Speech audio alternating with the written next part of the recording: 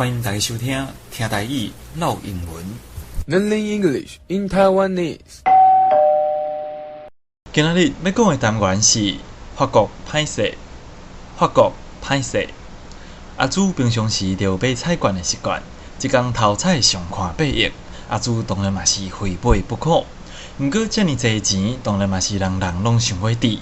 现场是任山任海，就在伊排队要买的时阵，边仔阿伯煞用拐仔来堵伊的脚，互伊疼甲袂当排队。气噗噗的阿朱转去厝里，就甲即款的情形讲互阿花来听。阿花伊讲：法国歹势，但是伊真正上无礼貌啊。Excuse my French, but he's too rude. 阿花心内想讲，即个阿朱搁咧讲伊听无的话咯，所以伊应讲：法国是倒位惹着你啊？ What's wrong with France? 亲爱的听众朋友啊，啥物是法国歹势咧？原来早期伫英国甲法国咧相战的时阵，英国人就调工甲一寡粗话、歹听话，甲法国人来牵连做伙。所以即个用法就是在你讲粗话了后，感觉歹势时阵来讲的。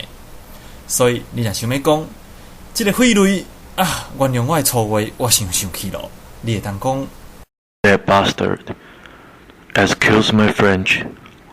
I'm too angry. 同款，咱搁来复习一遍。